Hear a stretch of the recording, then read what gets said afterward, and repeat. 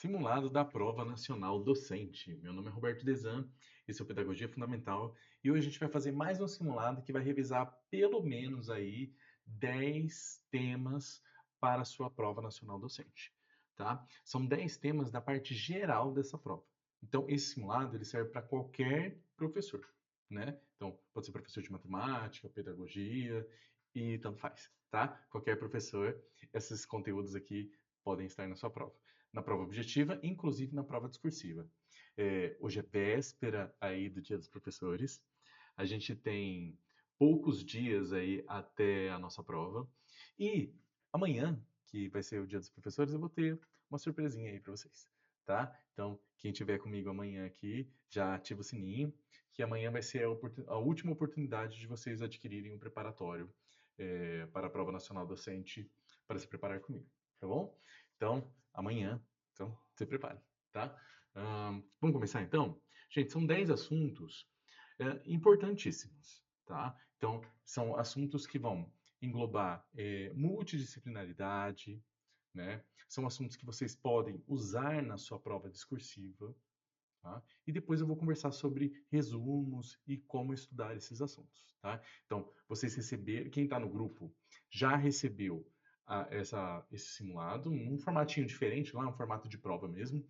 O meu formato aqui hoje vai ser um formato mais de texto corrido, para a gente discutir melhor e para aparecer melhor aí para vocês, tá? Então, vamos começar? Vamos lá. Então, cada questão eu vou conversar com vocês sobre o que vocês têm que estudar, o que vocês têm que prestar mais atenção, tá? Nessa reta final. Joia? Então são temas quentes aí, temas que são bem recorrentes, tá bom? Vamos lá. Então, simulado da Prova Nacional Docente, a gente está no simulado 3 lá no nosso preparatório, tá? Aqui no YouTube, esse é o segundo simulado, beleza? E lá no preparatório já é o terceiro simulado, beleza? Vamos lá. Então, durante o planejamento pedagógico de uma escola municipal, os professores discutiram formas de incorporar tecnologias digitais ao ensino. Uma das docentes propôs usar vídeos curtos e podcasts apenas como forma de deixar a aula mais divertida e menos cansativa. Outra professora argumentou que o uso das TDICs deveria ir além da motivação momentânea, servindo para que os alunos produzissem conhecimento, desenvolvesse pensamento crítico e compreendesse os impactos sociais e éticos das tecnologias. Com base no texto e na BNCC, a prática proposta pela segunda professora está alinhada à perspectiva contemporânea das tecnologias digitais de informação e comunicação. Por quê? Então, qual a justificativa dessa segunda proposta estar mais alinhada? Então, olha aqui, gente. Geralmente não. O que está escrito no seu edital é que, assim, as questões elas não vão ser totalmente conteudistas. Então você viu, ela tem uma introdução, vai ter bastante coisa para você ler, tá? Então elas vão estar englobadas em outras habilidades, beleza? Então se você tem aquele conteúdo e mais habilidades. Então quem viu o meu primeiro vídeo falando sobre PND, é, observou isso, né? Que eu falei bem para vocês, ó, não importa só o conteúdo. O conteúdo vai ser o básico, vai ter que ser alguma coisa além desse conteúdo, tá? Então, essa prova aí vai exigir bastante aí de vocês, tá bom? Principalmente leitura, tá? Por isso que o meu curso ele tem bastante PDF, tem bastante coisa para vocês lerem, né? Então, além da aula, a aula é rapidão, que a gente explica aqui, é rápido, né, a explicação, mas tem o PDF para você ler. E é bom que você leia, para você ir acostumando, né, com esse ritmo de muita leitura, tá joia? Afinal, você é professor, você precisa ler bastante, né? Vamos lá. Então, o que está cobrando aqui sobre tecnologias digitais? Gente, existem as TICs e existem as TDICs, tá? Então, é importante vocês saberem as diferenças, tá? Eu coloquei lá no meu grupinho lá essas diferenças. Quem estava lá no grupo na aula, a gente discutiu isso daí. Então, então tem essas diferenças de TICs e TDICs, né? Essas TDICs, elas estão previstas na BNCC, beleza? Então, ó, é, as TDICs, elas significam isso, ó, Tecnologias Digitais de Informação e Comunicação, tá? Então, a gente tem essa sigla aqui, ó, TDICs. Então, ó, essa é a sigla, ó, TDICs. Beleza? Isso significa isso. Tecnologias digitais de informação e comunicação. Tá? Então, eu quero saber por que a segunda proposta está alinhada, né? A segunda professora, falou assim, olha, não é só para a gente usar a tecnologia para motivar aluno, não. Não é só isso, não. Tá? Tem uma coisa além disso. Então, vamos lá. Alternativa A. Por quê? Porque entende as TEDx apenas como meio auxiliar para tornar a aula mais atraente, reforçando a motivação extrínseca dos alunos. Então, isso eu acabei de falar que não é isso, né? Então, beleza. B. Restringe o uso das TEDx à comunicação de informações, sem considerar a construção coletiva do conhecimento. Também não é, né? C. Utiliza as TEDx como instrumentos neutros, sem implicações sociais ou éticas no processo educativo. Então, cuidado com essa daqui, né? Quando a gente tem, às vezes a gente tem esse pensamento de educação ser neutra, a educação não é política, às vezes a gente tem esse tipo de pensamento e vai achar que essa é a resposta certa, mas não é, tá? Então, TEDx, tudo que você faz dentro da sala de aula tem uma implicação social, tá bom? Então, toma cuidado com isso. Tá? Então, eu não posso falar que TEDx não tem implicação social, porque tem, tá? Ó, já pus o gabarito ali. Então, D, ó. Reconhece os TEDx devem ser integradas criticamente às práticas pedagógicas, permitindo que os alunos construam saberes sobre as tecnologias em consonância com a competência geral 5 da BNCC. Então, ó, as TEDx estão previstas na BNCC, inclusive numa competência geral, que é a competência número 5. O que é isso de competência geral, Roberto? Então vamos lá, para quem não viu a aula. Então, ó, existem as competências específicas de cada área de conhecimento. Então, se você é professor de biologia, existem as competências de biologia, de ciências, de história, de geografia, etc. Tá? Então, existem essas competências específicas de cada área. Beleza? E existem competências gerais que todos os professores devem trabalhar nos seus conteúdos. E essas competências gerais são as ditas 10 competências gerais da BNCC. Eu tenho um vídeo aqui no YouTube falando sobre as 10 competências gerais. Eu vou colocar no final para vocês ou aqui na descrição, tá? Então, você não lembra dessas 10 competências? Então, dá uma olhada. Dá uma olhada no meu vídeo. Então, põe 10 competências da BNCC, Pedagogia Fundamental, tá? Aí você vai ver eu conversando sobre todas elas e aí depois eu tenho um vídeo falando sobre algumas questões sobre elas, que é um vídeo mais objetivo. E as questões, elas vão ser mais subjetivas, né? A aplicação dessas competências. Então, olha lá, as competências, elas estão intrinsecamente ligadas com as TEDx, né? Tem relações com as TICs, tá bom? Então, cuidado com isso, tá? TIC não é um tique nervoso não, hein? Tá? Dá uma olhada. Então, olha aqui. E pressupõe o domínio técnico das ferramentas digitais pelo professor. É suficiente para garantir aprendizagens significativas. Se você tem esse conhecimento técnico, ele não é suficiente para garantir aprendizagens, tá? Então, assim, se você não tem noção nenhuma do conteúdo, talvez esse conteúdo te confundiu. Mas se você tem alguma noção, o que poderia te confundir aí? A C com a D, né? Ou a C com a D, tá? Agora, se você assistiu a aula bonitinho, a D. Tá joia? Então, olha lá. Gabarito, letra D. Então, ó, a alternativa D reflete a concepção crítica e formativa das TEDx, que vão além do simples uso instrumental. Anota aí.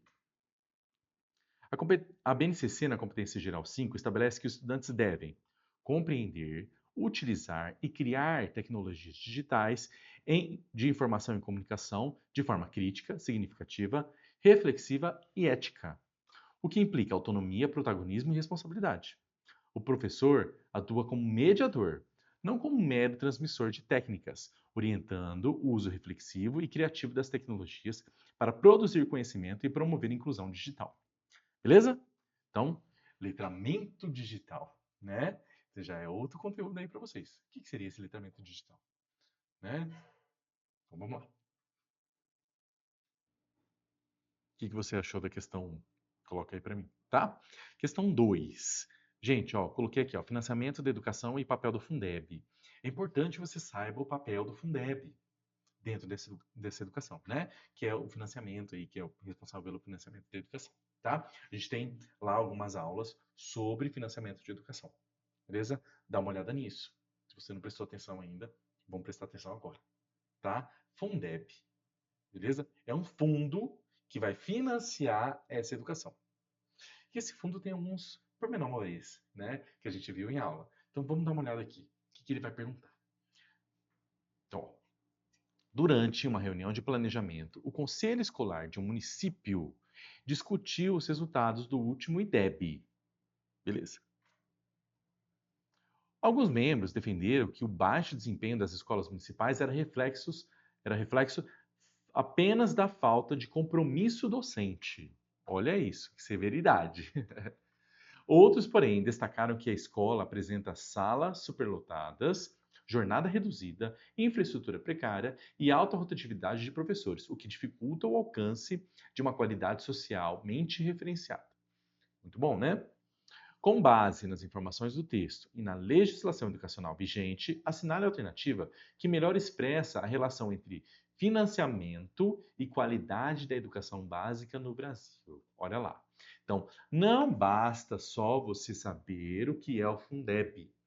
Você tem que saber essa relação do Fundeb com o Brasil, com o desenvolvimento social, com o desenvolvimento da educação. Tá bom? Então, vamos lá. A.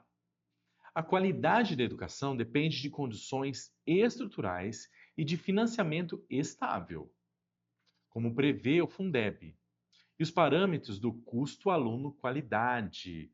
Tá? Lembra do CAC, custo aluno-qualidade? Sendo responsabilidade compartilhada entre União, Estados e municípios. Perfeito, gente, já é a letra A. Tá bom? Gabarito letra A. Vamos ver as outras? O desempenho escolar é determinado unicamente pelo comprometimento dos professores, não havendo relação direta com o financiamento ou com as condições materiais de ensino. Gente, pelo amor de Deus, né? Essa não dava para marcar, hein? Para a próxima. O Fundeb é voltado exclusivamente à educação infantil, sendo o ensino fundamental e médio financiados por outros fundos setoriais. Olha lá, ó. Então, essa daqui, para quem não sabe de Fundeb, pode ser que tenha uma balançada aí, né? Mas não é só educação infantil, é educação básica. O que é educação básica? Educação infantil, ensino fundamental, né? E o ensino médio. Tá bom? São as 3 etapas aí da educação básica. Vamos lá. D. A emenda constitucional 108 de 2020 extinguiu a obrigatoriedade de complementação da União, deixando o financiamento da educação restrito a impostos estaduais e municipais. Gente, não, né? Então, existe uma complementaridade, né? Uma complementação da União caso estados e municípios não consigam financiar a sua educação, tá? Então, cuidado com isso. E o financiamento educacional brasileiro adota um modelo centralizado, em que os recursos são distribuídos igualmente entre as redes, sem considerar desigualdades regionais ou socioeconômicas. Ó, cuidado com essa, tá? Então, cuidado. Então, ele não é distribuído igualzinho para todo mundo. Então, quem precisa de mais, recebe mais, tá? Então, é a igualdade aí material da coisa, né? Que a gente chama. Quem precisa de mais, recebe mais. Quem precisa de menos, recebe menos, tá? Então, é uma igualdade material que a gente chama, tá? Não é uma igualdade formal, tá bom? Então, olha lá. Gabarito letra A. Então, a alternativa A reflete o princípio da qualidade social referenciada, defendido por autores e documentos oficiais do INEP, PNE e CAC, segundo o qual a qualidade da educação não se resume a resultados, mas inclui condições de oferta, valorização docente, infraestrutura e jornada adequada, tá? Tanto que, gente, quando o aluno faz a prova do SAEB, né, ele não faz só a prova, ele responde o questionário socioeconômico, tá bom? Então, existe outros tipos de avaliação, não só aquela notinha que ele tira na prova, tá? A gente sabe que aquela nota da prova é importantíssima, né? Mas a gente tem outras coisas que vão avaliar e vão dar essa nota aí, tá? Vamos lá. O Fundeb, previsto na Emenda Constitucional 108 de 2020 e na Lei 14.113 de 2020, tornou-se permanente e visa justamente garantir equidade e validade, redistribuindo recursos com base em indicadores como o VAT e o VAR. O PNE, que é o Plano Nacional de Educação, né? Meta 20, então são várias metas que a gente tem, tá bom? Nesse plano. Reforça esse entendimento ao vincular financiamento adequado à melhoria das condições de ensino e ao direito à educação de qualidade.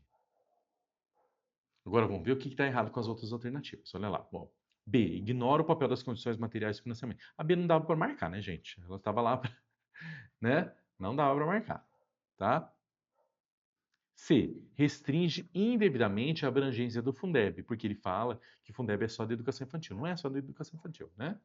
D. Distorce a emenda constitucional, que tornou o Fundeb permanente e reforçou a complementação da União.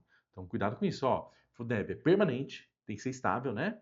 E existe uma complementação da União, tá? E desconsidera o caráter redistributivo e equitativo do sistema. Então, ó, redistributivo e equitativo. Então, vai redistribuir essa renda com equidade. Então, quem precisa de mais, recebe mais. Tá bom? Cuidado com isso. Vamos então para a questãozinha número 3. Olha lá. Questão 3. Vai falar sobre implementação e avaliação de programas educacionais e o PPP. Bom? Então, gente, PPP está intrinsecamente ligado à gestão democrática, tá? Então, esse projeto político-pedagógico, ele está ligado à gestão democrática.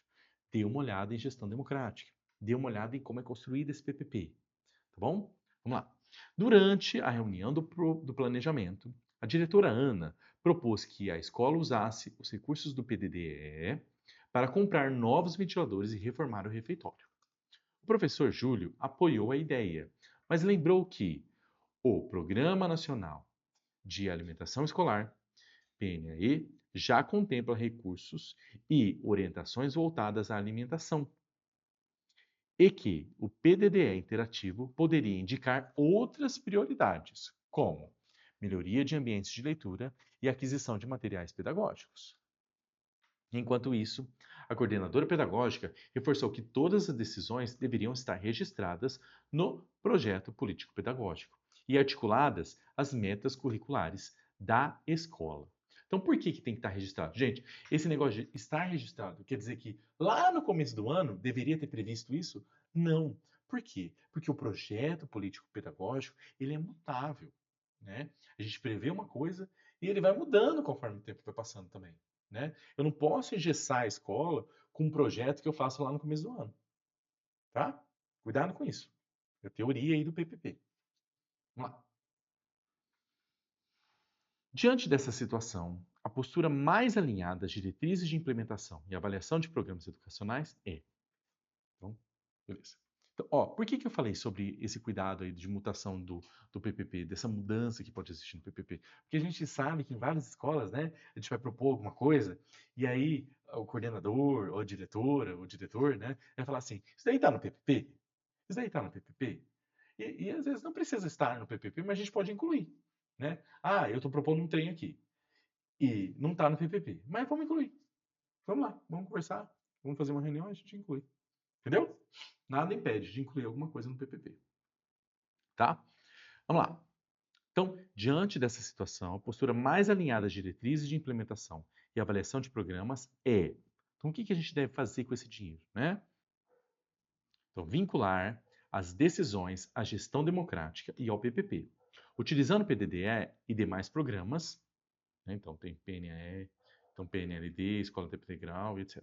De modo integrado ao currículo e às metas de equidade definidas pela escola. Perfeito. A A tá muito boa. Vamos ver os outros. Então, utilizar os recursos dos programas de forma autônoma, sem necessidade de articulação entre PPP, currículo ou demais ações financiadas. Não, né, gente? Não é só o diretor que vai decidir isso, não. Tá? Então, tem que ser de forma conjunta, democrática. Tá? Priorizar investimentos em infraestrutura física, já que o uso pedagógico dos recursos não é o foco dos programas federais. Não é isso, né? Cada programa tem um foco, tá bom? D. Registrar as ações apenas no sistema de prestações de contas, SIGPC e o SIGECOM, pois a integração com o currículo não é obrigatória. Como não é obrigatória, né? A gente vai fazer em consonância aí com o currículo da escola, consonância com o conselho de escola também, tá bom? muitas vezes esse conselho de escola eles têm que aprovar esse valor aí, né? Provar esse investimento do PDD, tá bom? Aprovar, né? Direcionar os recursos apenas para materiais de consumo, evitando investimentos duradouros, por serem difíceis de comprovação de gasto. Gente, existe uma parte desse dinheiro que é para investimento e uma parte para custeio. Tá? Então, existe uma parte para investimento. E aí a gente decide todo ano qual a porcentagem que vai vir de um para outro, né? Então, quem já tem experiência em gestão, sabe que a gente escolhe lá no começo do ano, no final do ano, né, para o outro ano, a porcentagem que vai vir. Então, você quer 50-50, 70-30 e etc. Tá? Então, alternativa A mesmo. Beleza? Gabarito letra A. Joia? Então, ó, traduz a concepção, a letra A, traduz a concepção contemporânea de implementação e avaliação integrada de políticas educacionais e que programas federais, né? Então, tem vários programas federais, dá uma olhadinha neles, tá? A gente tem aula sobre isso lá, preparatório. Funcionam como meios de garantia das condições de oferta e equidade, não como ações isoladas. De acordo com o FNDE e com diretrizes do MEC, esses programas devem ser articulados ao currículo, BNCC e diretrizes locais, ao projeto político-pedagógico, nosso PPP, e os processos avaliativos e monitoramento, Censo Escolar, SAEB e DEB. Tá bom?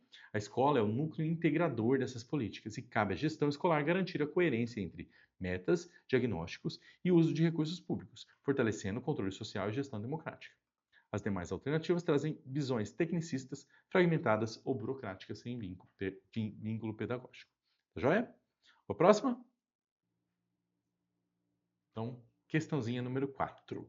Identidades surdas e práticas educativas inclusivas. Tá? Não sei se eu já falei isso, mas na tua prova não vai estar separado por tema assim, né? Igual eu estou separando aqui, tá bom? Inclusive, no teu simulado eu não separei por tema assim, né? Você já vai pegar e vai ler o assunto aí e vai descobrir conforme você vai lendo. Joia? Então, identidades surdas e práticas educativas inclusivas. Gente, essa questãozinha, ela é média, assim, de média para difícil. Por quê? Primeiro, você precisaria saber sobre as identidades surdas, né? Existem vários tipos de identidade, tá? E depois ela vai pedir para você relacionar essa identidade com o texto, né? Com o estudo de casa aí do texto, entre aspas, né? Estudo de casa do texto, tá? Então, muitas vezes as alternativas vão estar certas, mas elas não estão relacionadas ao estudo de caso. Entendeu? Então tem duas coisas aí para você pensar: as definições e esse relacionamento. Beleza? Vamos lá. Então, ó, durante uma atividade de formação continuada sobre educação bilíngue, a professora Marta compartilhou a história de Lucas, o aluno surdo que perdeu a audição na adolescência. Tá? Então, se ele perdeu a audição na adolescência, significa que provavelmente esse aluno ele é oralizado. Então, é um surdo oralizado. Tá bom? E, após aprender Libras, então ele é oralizado e aprendeu Libras. Passou a participar de grupos culturais da comunidade surda, mantendo, porém, bom domínio da língua portuguesa escrita. A docente observou que Lucas valoriza o uso de Libras nas interações com colegas surdos, mas também se comunica com ouvintes, transitando entre os dois grupos com naturalidade. Tá bom? Por que que está falando isso, gente? Porque são vários tipos de identidade surda. Então, existe aquela identidade que vai só usar Libras, rejeitar tudo, todas as outras identidades, né? Ele só usa Libra e é militante, tá? Ou esse aluno, ele não sabe usar Libras e também não sabe usar a língua portuguesa, né? Então, ele não aprendeu nenhum dos dois. Existem vários tipos. E é bom que você conheça, tá? Então, vamos lá. Com base nas classificações de identidade surda e nas práticas inclusivas, pode-se afirmar que o caso de Lucas apresenta uma identidade surda política marcada pela rejeição e a cultura ouvinte e exclusivamente da Libras. Então, ele rejeita essa cultura. Então, mesmo sendo essa a definição de identidade surda política, não é isso que ele faz, tá? Então, cuidado com isso. B. Uma identidade surda de transição que reflete o movimento entre o mundo ouvinte e o surdo, caracterizando a integração gradual à comunidade surda sem abandono total do oralismo. Então, é isso que ele faz, né? Então, é isso que o aluno faz aqui. Então, gabarito, letra B de bola. Por quê? Porque ele fala, ele é oralizado, ó, sem abandono do oralismo, e ele também é integrado à comunidade surda. Ele faz as duas coisas, tá? Então, a gente chama como identidade surda de transição. Então, flutuante, já que o aluno prefere a oralização e evita vínculos com a comunidade surda. Isso nem é a definição de flutuante, tá? D. Identidade surda embaçada. Existe essa, tá bom? Definida pela ausência de domínio de Libras e do português, tá? Existe essa, e essa é a definição. Então, se você não tivesse lido o texto, talvez você marcaria essa. Cuidado com isso, tá bom? Embaçada. E identidade surda de diáspora, pois o aluno interage com diversas línguas de sinais de outros países. Existe essa também, tá? Existe essa também. Cuidado com isso, tá bom? Vamos lá. Gabarito letra B. Então, a alternativa B é correta porque descreve precisamente a identidade surda de transição. O sujeito que cresceu em contexto ouvinte utiliza a língua portuguesa oral ou escrita, mas ao aproximar-se da comunidade surda, passa a valorizar e empregar a Libras, construindo uma identidade bilíngue em processo. Bom, então, surda de transição, identidade surda de transição. Essa forma de identidade evidencia a importância da escola bilíngue e do professor mediador, capaz de compreender a pluralidade das experiências surdas, desde as políticas e culturais até as intermediárias e híbridas. A BNCC e o Decreto 5.626 de 2005 reforçam a necessidade de respeitar essa diversidade, assegurando acessibilidade linguística, valorização da cultura surda e práticas pedagógicas inclusivas. As demais alternativas descrevem outros tipos de identidade que não correspondem ao caso do Lucas, pois implicam rejeitão, tá. Outras coisas, né? Que não vem ao caso, beleza? Pode até estarem certas, mas não vem ao caso aí, tá bom? Vamos lá, questão número 5. Pessoal, chegamos na metade aí, tá? Então, tá vendo que a gente está comentando bem profundamente, tá? Então, a gente vai falar agora sobre letramento científico e formação do cidadão crítico. Olha lá, que é tema do seu edital. Gente, toda vez que você tiver alguma coisa falando sobre letramento, pense de um básico. O que é o básico de letramento, gente? O básico é uso social, função social daquela coisa que eu estou falando de letramento. Tá? Isso é o básico, básico, básico, básico. Tá bom? Então, não lembro o que é letramento científico, não lembro o que é letramento alfabético, não lembro o que é letramento matemático. Não estou lembrado. Lembra de função social, uso social, né? Não só saber aquele conhecimento, mas saber aplicar na minha realidade. Na minha realidade. Então, eu como aluno de certa comunidade, de certo tipo de sociedade, né, de certa escola, consigo aplicar aquele conhecimento na minha realidade, tá? Então, lembre disso quando você falar de letramento, qualquer tipo de letramento, entendeu? Então, pensando sobre isso, vamos fazer a questão. Vai lá. Então, em uma escola municipal, a professora Helena notou que muitos alunos acreditavam em vídeos de redes sociais que diziam que a Terra é plana e que vacinas alteram o DNA humano. Decidiu então organizar um projeto chamado Ciência em Debate, no qual os estudantes analisariam textos, dados e reportagens, comparando diferentes fontes e produzindo podcasts científicos, para divulgar informações corretas sobre temas atuais. Durante as atividades, os alunos aprenderam a formular hipóteses, investigar evidências e argumentar com base em dados confiáveis. Considerando as concepções contemporâneas de letramento científico e as orientações da BNCC, a ação da professora Helena demonstra que o ensino de ciências deve a. Focar exclusivamente na memorização de conceitos científicos e termos técnicos, assegurando que os alunos reproduzam fielmente o conteúdo aprendido. Pelo amor de Deus, não, né? Valorizar o domínio da linguagem formal da ciência, sem relacioná-la com problemas sociais e situações do cotidiano. Sempre tem que ter uma relação, né? Letramento científico. Priorizar o uso de experimentos padronizados, sem necessidade de questionar informações ou relacionar ciência e sociedade.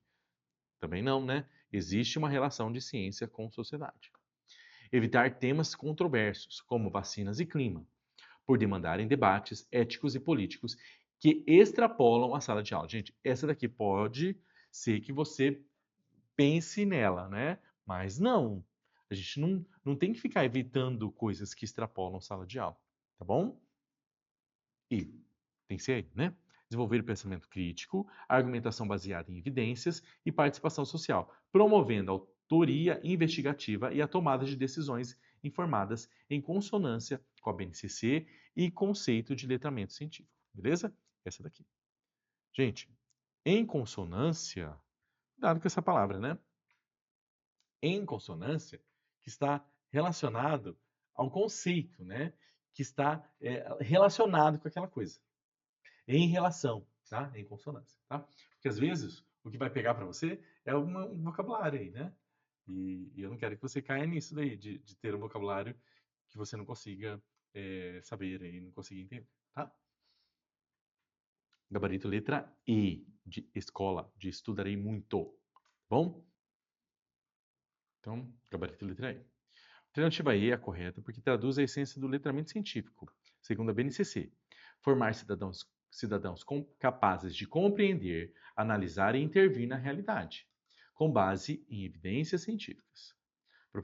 Professora Helena mobiliza tecnologias investigativas, dialógicas e interdisciplinares, incentivando a produção autoral e reflexão ética sobre o papel da ciência na sociedade, prática oposta à simples memorização ou repetição de conteúdos. Então aí, cuidado, né? Então, produção autoral, reflexão, essas práticas ainda estão alinhadas à competência 5, né? Que são as competências das TEDx, tá bom? Essa abordagem concretiza o que a BNCC define como propósito do ensino de ciências: compreender e interpretar o mundo natural, social e tecnológico e transformá-lo com base em aportes teóricos e processuais da ciência. O projeto também estimula a habilidade de leitura crítica de mídias, combatendo a desinformação e articulando ciência, linguagem e cidadania, um dos pilares do letramento científico. Tá? Ó, ciência, linguagem e cidadania. Beleza? Então chegamos à metade. E aí, professor? Eu ouvi falar, né, na sua última aula aí, que você ia fazer resumos teóricos. Então, toda vez que a gente fizer agora algum simulado do PND, eu vou fazer um resumo teórico. Vou mostrar até um resumo desse simulado aqui para vocês. Mas quem vai ter acesso a PDF e esses resumos serão os membros do canal. E também quem está lá no meu preparatório também vai ter tudo isso, tá? Então, ou você escolhe ser membro do canal para receber, que eu vou deixar o link embaixo, ou o preparatório. Se você estiver no preparatório, você recebe tudo, tá bom? Diferenças, valores, né? Então, no preparatório você tem todas as aulas, tudo completinho. Para você ser membro do canal, você tem resumo, algumas aulas extras, tá bom? Então, no membro do canal você não tem todas as aulas, você tem algumas aulas extras. Então, e amanhã, professor, você falou que vai acontecer alguma coisa amanhã, não sei o quê. Gente, amanhã eu vou ter um super desconto, tá? De 50% do valor do preparatório. Então, se você estiver durante a minha aula de amanhã, você vai conseguir 50% de desconto, tá? Então, no dia dos professores, 50% de desconto do conteúdo. E também é o último dia para você adquirir o preparatório. Tá joia? Combinado. Vamos lá, então? 6. Então, vamos falar sobre IDEB, aqui na nossa prova nacional docente. Vamos lá. Após receber o boletim do IDEB, a diretora Luciana convocou uma reunião com a equipe pedagógica para discutir os resultados da escola. Alguns professores mostram preocupação com a queda no desempenho de língua portuguesa, enquanto outros destacam que o índice de fluxo escolar melhorou, pois menos alunos repetiram de ano. Então são coisas aí que influenciam na nota de IDEB, hein? Dá uma olhada na aula, tá? Então, desempenho nas disciplinas e também a repetência, né? Esse índice de fluxo escolar. Então, durante o encontro, Luciano enfatizou que os dados deveriam ser interpretados não como um fim em si mesmo, mas como um ponto de partida para replanejar práticas pedagógicas, considerando o contexto e as trajetórias dos estudantes. Com base nas concepções de avaliação educacional adotadas pelo SAEB e pelo IDEB, em sua função pedagógica, a postura da diretora expressa que. Então, olha lá. Então, gente, sempre não é só no IDEB, tá? É em questão de avaliação. Quando a gente fala de avaliação, aquela avaliação, ela não é um fim em si mesmo, ela é um ponto de partida. Então, o que isso quer dizer? Então, a partir do resultado de uma avaliação, eu vou decidir o que fazer com aquilo, tá? Eu vou aceitar aquilo lá como realidade ou vou querer transformar aquilo lá em outra coisa, né? Então, assista a aula sobre avaliação, tá? Não só sobre o SAEB, mas avaliação em si, tá bom? Então, vamos dar uma olhada nas alternativas. A avaliação em larga escala tem caráter punitivo. Não vou nem continuar lendo. Não tem, né?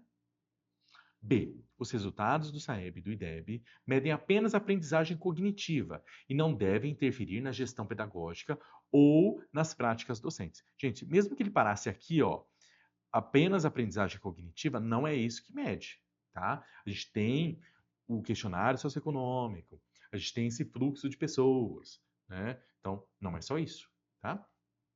C. A interpretação crítica dos indicadores é essencial para orientar o planejamento, promover equidade e identificar os desafios pedagógicos, transformando a avaliação em instrumento de diagnóstico e melhoria da qualidade educacional. Olha aqui, essa daqui, beleza? Alternativa C. O IDEB e o SAEB devem substituir as avaliações internas, não devem, tá? São outros objetivos. A função principal das avaliações externas é determinar o repasse de recursos financeiros e aplicar sanções às escolas com baixo desempenho. Nenhum nem outro, né? Nenhum nem outro. Então, ó, até que pode influenciar em repasses, né? Essa avaliação, né, externa, ela pode influenciar nos repasses, mas não tem como função aí aplicar sanções, tá? Gabarito letra C mesmo. Então, ó, está correta a letra C, pois traduz a função diagnóstica e formativa da educação, da avaliação educacional. Então, ó, diagnóstica e formativa. Prevista em documentos do INEP, PNE e BNCC. O SAEB fornece dados sobre desempenho e o fluxo escolar. O IDEB, por sua vez, integra esses resultados em um índice sintético que permite acompanhar a qualidade e equidade da educação básica ao longo do tempo. A diretora Luciana exemplifica a concepção de avaliação como ferramenta de gestão pedagógica e não de controle.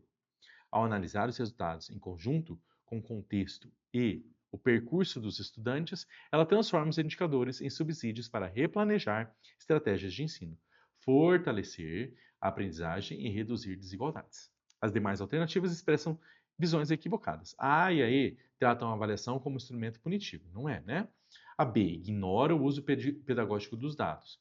E a D distorce a função complementar das avaliações externas em relação às internas, né? A gente não deve substituir uma pela outra, não. Tá joia? Então, avaliação. Saiba o que é uma avaliação formativa, o que é uma avaliação diagnóstica, tá? Se você quiser saber um plus, saiba o que é uma avaliação mediadora, o que é uma avaliação também formativa, né? Plus não é nem formativa, não é nem plus, né? A mediadora, que é mais, tem uma teoria um pouco mais diferentinha, assim, tá? Mas a gente conversa lá no nosso preparatório, tá bom? Vamos continuar? Então aqui a gente vai falar sobre interdisciplinaridade, tá? O que é isso? O que é interdisciplinar, multidisciplinar? Beleza? Então, após a divulgação dos resultados do SAEB, que mostraram baixo desempenho dos alunos em interpretação de dados, o professor Ricardo decidiu criar o projeto Ciência em Números. Os estudantes passaram a coletar informações sobre o consumo de água e energia da escola, utilizar planilhas digitais e criar gráficos interativos e debater os impactos ambientais dessas descobertas. Tá vendo, gente? Interdisciplinar, multidisciplinar, tá? Durante o projeto, alguns docentes sugeriram que o ensino de informática deveriam se tornar uma disciplina obrigatória, com professores especialistas em tecnologia, para preparar os alunos para um mundo cada vez mais digitalizado. Então, a gente já passou por isso, né? Eu lembro que tinha uma época que as escolas, principalmente as particulares, né, tinham orgulho em dizer que elas tinham aulas de informática, né? Que elas estavam alinhadas a essas TDICs aí, né? Que elas estavam preparando os alunos para o futuro. Bom, a gente já teve isso. Ahn, Ricardo, porém, defendeu que as TDICs deveriam ser ferramentas transversais de todas as áreas, integradas ao currículo e às práticas investigativas, estimulando o letramento científico e crítico dos alunos. Diante dessa situação, a concepção pedagógica defendida por Ricardo está fundamentada na ideia de que, então, o Ricardo, que está falando sobre essas ferramentas transversais. O que é isso, gente? Transversal é um conteúdo que qualquer disciplina ela tem habilidade de tratar. Então, esse conteúdo ele vai estar em todas as disciplinas, tá? E não simplesmente em uma disciplina.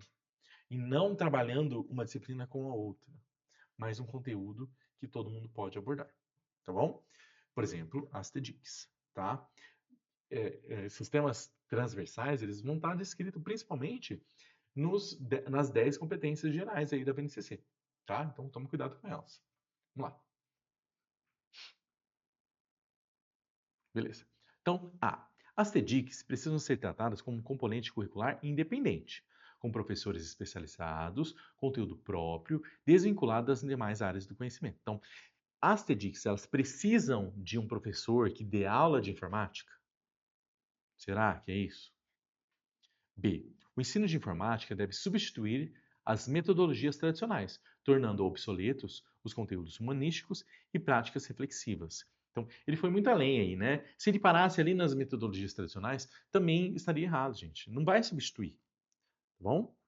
Não é essa a intenção, tá? A avaliação educacional deve priorizar habilidades técnicas em tecnologia, ajustando o SAEB e o IDEB para mensurar apenas o conteúdo digital dos estudantes. Também não. As TDICs devem ser utilizadas de forma integrada e interdisciplinar, articuladas ao currículo, ao letramento científico e às avaliações formativas, promovendo o desenvolvimento crítico, criativo e cidadão dos alunos. Então é isso, gente. Ó, as TDICs, essas tecnologias digitais de informação e comunicação, elas devem ser transversais. O que é isso? Os professores, eles devem utilizar essas tecnologias durante as aulas e fazer com que os estudantes eles desenvolvam essas habilidades sem que eu precise fazer uma aula sobre essa tecnologia, entendeu? Então, não vou dar aula de Word, não vou dar aula de internet para esse aluno. Mas, durante a minha aula, eu vou fazer com que o aluno use a internet. Use o Word, use uma ferramenta de edição de texto ou uma ferramenta de planilhas, tá? Então, integrado à minha aula, como se fosse um caderno, entendeu? E aí ele vai aprender utilizando, tá? Ele não vai parar uma aula e fazer uma aula de PowerPoint. E aí depois que ele tiver uma aula de PowerPoint, eu vou usar o PowerPoint na minha aula. Não, eu vou fazer isso integrado. Vou fazer isso de modo transversal. Então, por isso que é transversal, porque os professores vão usar como se fosse um assunto deles mesmo. E vai ser, né? Deveria ser. Bom, já deveria ser, né? Não é que vai ser, já está previsto, né? E o uso de tecnologias digitais deve ser limitado a aulas de ciências e matemática, áreas quais a análise de dados é mais evidente. A gente tem essa evidência, né, em ciências e matemática, mas não é isso, tá bom? Então, gabarito letra D de dado, tá? Então,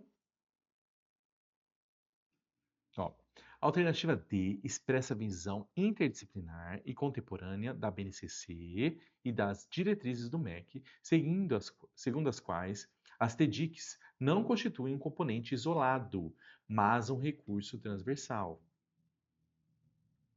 que deve articular-se ao currículo, ao desenvolvimento de competências e ao uso crítico de evidências. O professor Ricardo demonstra letramento pedagógico e científico ao integrar TDICs com meio de investigação e comunicação, letramento científico como a prática social e crítica e leitura do mundo, e avaliação educacional como ferramenta diagnóstica e formativa, e não classificatória. Beleza? Vamos lá. Questãozinha número 8 vai falar sobre pesquisa em educação, ética e a reflexividade docente. Então, principalmente pesquisa em educação, tá? Parte do seu edital. Vamos lá. Durante o curso de formação continuada, a professora Juliana decidiu investigar como o uso das rodadas de conversa impactava no engajamento dos alunos de quinto ano. Ela elaborou um plano de observação, realizou entrevistas com colegas, registrou as falas dos estudantes e, ao final, apresentou os resultados em um seminário interno da escola. Um colega afirmou que sua prática não era pesquisa científica de verdade, pois não havia aplicado questionários padronizados nem feito análises estatísticas. Outro comentou que, para validar a sua investigação, ela precisaria contratar uma empresa especializada de coleta de dados. Considerando os fundamentos metodológicos e éticos de pesquisa de educação, é correto afirmar que a investigação da Juliana. Vamos lá. Vamos lá. A pesquisa da professora é inválida como pesquisa, pois a ausência de instrumentos quantitativos compromete a objetividade científica exigida nas ciências da educação. Não, tá? A gente não precisa ter só instrumentos quantitativos, né? A gente tem vários tipos de pesquisas. Então, quantitativas, qualitativas e pesquisação e várias outras, né? Vamos lá. B. Configura uma pesquisação fundamentada em metodologia qualitativa, em que o docente investigador reflete sobre sua própria prática, articulando teoria, método e princípios éticos, como consentimento e transparência. Perfeito, essa daqui, tá? Dá uma olhadinha sobre pesquisação, gente. Só pode ser considerada pesquisa científica, né? Se for submetida previamente ao Comitê de Ética em Pesquisa e apresentar cálculos amostrais e controle de variáveis dependentes e interdependentes. E independentes. Não, não é tudo isso, tá? Até que, às vezes, dependendo do tipo de pesquisa, você vai precisar de um comitê de ética, mas não todos, tá? Deve ser classificada como estudo de caso, já que todo acompanhamento de alunos em sala implica generalização. Esse final está errado, né? Não é todo acompanhamento que é uma generalização estatística, né? Às vezes o que funciona numa sala não funciona na outra, você sabe muito bem disso, tá? Essa questão está bem mais complexa, né? Se você não soubesse aí sobre pesquisa, você não ia dar conta.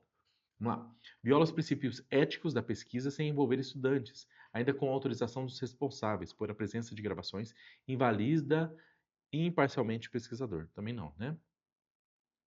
Também não. Vamos lá? Gabarito de letra B.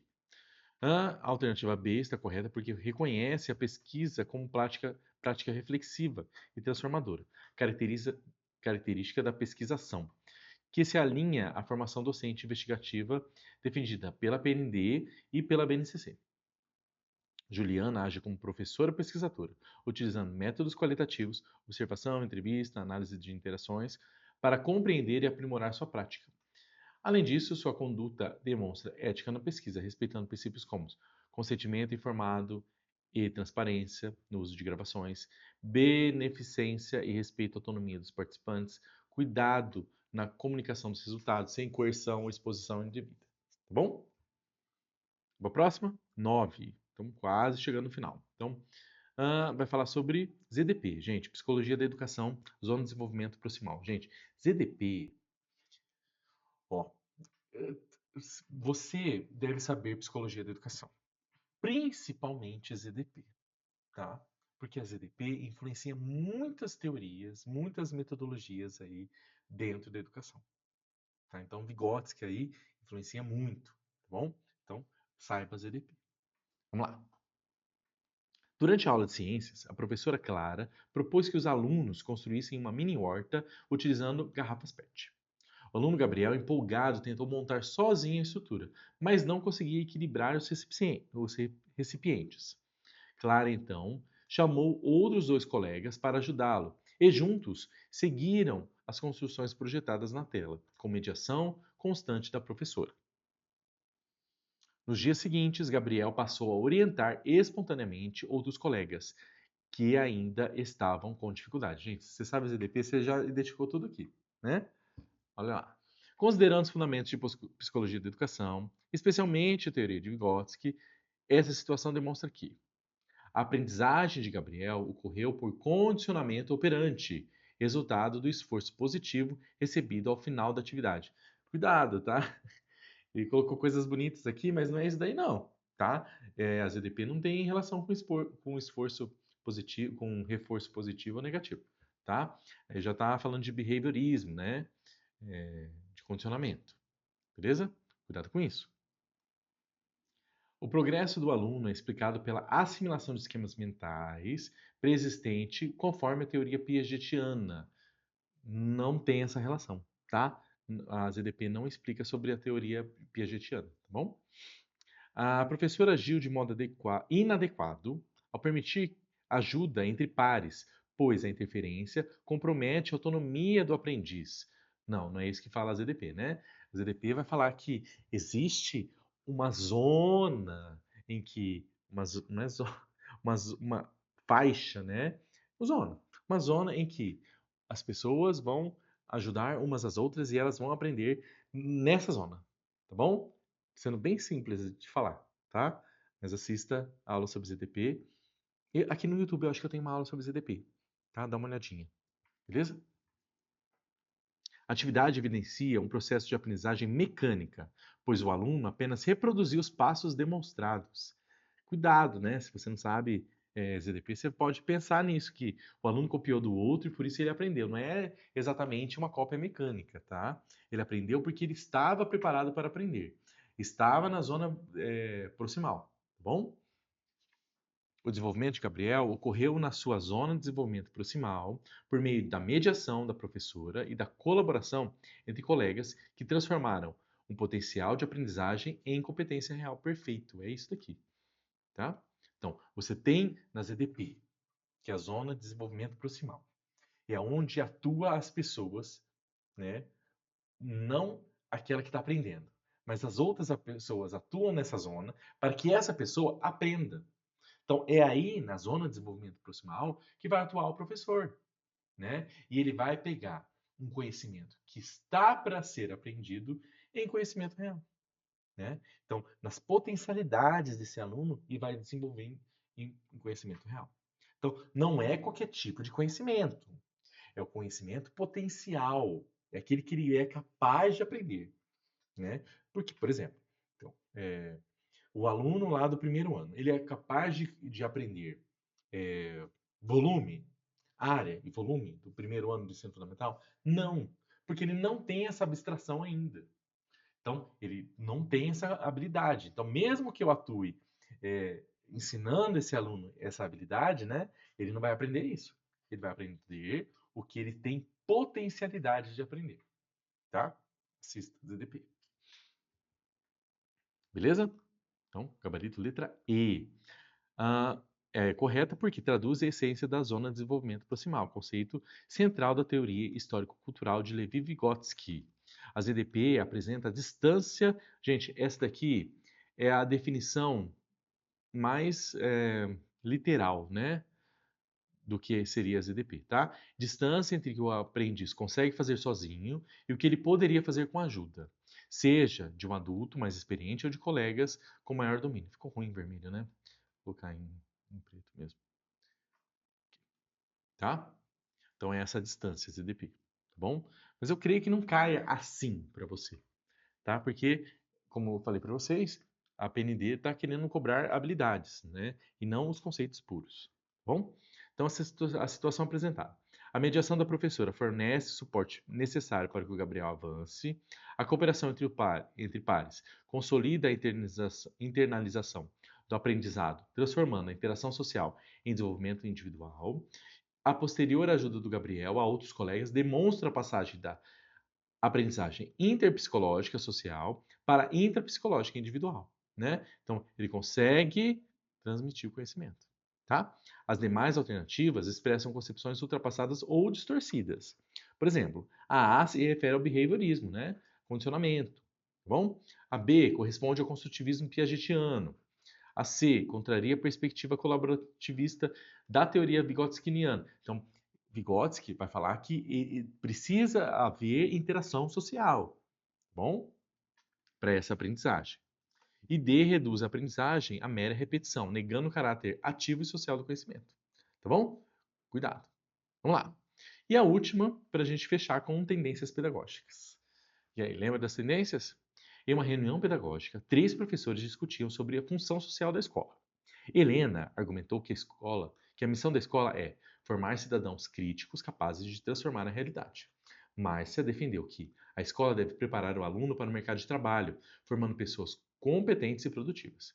E Vera afirmou que o mais importante é criar um ambiente onde o aluno aprenda por meio da experiência e da liberdade, sem imposições externas. O coordenador pedagógico ouviu os três comentários, né? E comentou: percebam que, embora todas falem de educação, cada uma parte de uma concepção de mundo e de ser humano. Essas ideias refletem nas tendências pedagógicas que orientam nossa prática e nosso projeto político-pedagógico. Com base nas tendências pedagógicas descritas por Libânio, Saviani e Lucchesi, é correto afirmar que. Então, gente, o que são tendências pedagógicas? Teoria pedagógica. É como as pessoas pensam sobre o ensino e aprendizagem, tá? Conforme o tempo vai passando e conforme as teorias vão se desenvolvendo, tá bom? Não quer dizer que uma coisa é totalmente liberta de outra ou uma coisa é mais certa do que a outra, tá? Não quer dizer exatamente isso, tá bom? São pensamentos sobre essas teorias sobre ensino e aprendizagem, tá? Cuidado com isso, tá bom? Vamos lá. Alternativa A. Helena apresenta a concepção liberal renovada progressivista, pois valoriza o aprender fazendo e o protagonismo do aluno. Então vamos ver o que a Helena fala. Argumentou que a missão da escola é formar cidadãos críticos capazes de transformar a realidade. Não está falando de protagonismo, não, né? Vamos deixar isso daqui para mais ou menos grifar isso daqui. Porque não parece ser renovado isso daqui, não. Mas vamos ver. Márcia expressa uma visão crítico-social dos conteúdos, pois entende o conhecimento como instrumento de inserção no mercado de trabalho. Gente, não é isso que a crítico-social do conteúdo fala, tá? Dá uma olhada lá. Beleza? Ó, preparar o aluno para o mercado de trabalho. A Márcia vai falar isso mesmo, mas não é só isso. Beleza? Helena aproxima-se da pedagogia progressista libertadora. Cuidado que é diferente. Progressista é diferente de progressivista. Beleza? Inspirada em Paulo Freire, é verdade. Pois associa educação à transformação social e crítica da realidade. Vamos ver se a Helena fala isso? Formação de cidadãos críticos capazes de transformar a realidade. Então, perfeito. Então, essa daqui está mais certa do que a outra. Beleza? Essa daqui. Se essa daqui não tivesse aqui, talvez seria A. Vamos ver as outras. Vera adota a postura tecnicista, uma vez que propõe liberdade total. Tecnicista não fala sobre liberdade total. Gente, a tecnicista é uma das que tem menos liberdade. Você prestar atenção. Menos liberdade. Tá? Por que isso, professor? Ó, porque quando a gente pensa em ensino tradicional, pelo menos o professor tem uma liberdade. O aluno não tem, mas o professor tem. Agora, quando a gente fala em tecnicista, nem o aluno nem o professor tem liberdade assim. Liberdade, muita liberdade não. Tá? Por quê? Então lembra da aula, ó. Tecnicista. Eles vão seguir uma apostila, eles vão seguir uma pessoa externa, um perito, um expert no assunto que vai fazer uma apostila, que vai fazer um livro, que vai fazer alguma coisa para o professor seguir. Só repetir aquilo lá. Então, nem o professor, nem o aluno tem liberdade aí, tá? O coordenador demonstra alinhamento à pedagogia tradicional, ao priorizar a autoridade docente. Então, não tem isso, né? Não vai falar sobre isso, tá? Então, gabarito letra C. Então, ó, correta porque traduz o princípio central da pedagogia libertadora, formulada por Paulo Freire, uma das tendências progressistas classificada por Libani. Essa perspectiva entende que a escola é um espaço de emancipação e transformação social, onde o diálogo, problematização da realidade e a superação da educação bancária são fundamentais. A interpretação das demais professoras e alternativas revela coexistências de diferentes matrizes teóricas ainda presentes nas escolas brasileiras. Então, a B representa, na verdade, pedagogia tecnicista, de cunho liberal, que associa a função escolar à formação de indivíduos produtivos e adaptados ao sistema. Então, mercado de trabalho, né? Vera, a ideia aproxima-se à pedagogia renovada não diretiva, influenciada por Carl Rogers, que enfatiza a liberdade e as relações interpessoais não técnicas, tá? E a pedagogia tradicional, citada na E, caracteriza-se por um ensino centrado na transmissão e disciplina, o que não se observa na fala do coordenador, tá bom? Então, aqui eu convido vocês a ser membro do canal. O que que vai ter lá no membro do canal? Gente, parte do meu preparatório, tá? Que parte que é essa? Resumo. Então, agora em reta final, é importante que, se você não viu nada, pelo menos veja resumos, tá? Então, a partir de amanhã, na verdade, só amanhã, que vai ser no Dia dos Professores, eu vou fazer com vocês uma, um preparatório para a prova discursiva, tá? Então, durante essa aula de prova discursiva, eu vou mostrar para vocês um mega desconto que vai ter aí no meu preparatório, tá bom? Então, só amanhã, no Dia dos Professores, 50% de desconto e também é o último dia para vocês adquirirem, tá? E você amanhã também faz esse preparatório comigo sobre as discursivas. Vou mostrar o resumo, tá? Espera aí um pouquinho. Vamos lá. Opa. Ó, eu sei que ficou grande o vídeo, mas olha aqui como ficou os resumos. Vou mostrar só para vocês como é que ficou. Então, olha lá, ó. Então, eu tenho tecnologias e práticas educativas, né? As TICs e as TDICs. Então, vou falar sobre os TICs, TDICs, sobre quando tem pegadinha, eu coloco alguma coisa sobre a pegadinha, que pode cair na prova, né? Então, algum tipo de exemplo, né? Então sempre coloca aqui alguma coisinha bem rápido para você ler, ó, todos os tipos de comunidade surda eu coloquei aqui. Por quê, gente? Isso daqui é o resumo relacionado com o nosso simulado. Então não são resumo geral, então, resumos específicos que a gente tem no simulado, tá? Para você ter base teórica para responder, tá bom? Então, onde você vai arrumar esses resumos?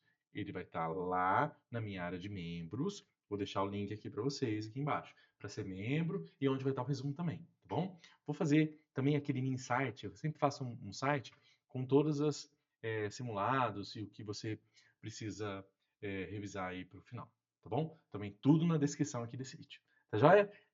Entre aí no nosso grupo de estudos e eu vejo vocês amanhã, no Dia dos Professores, né, para a gente fazer a discursiva aí da PND. Então, espero que vocês tenham gostado e até amanhã. Tchau, tchau.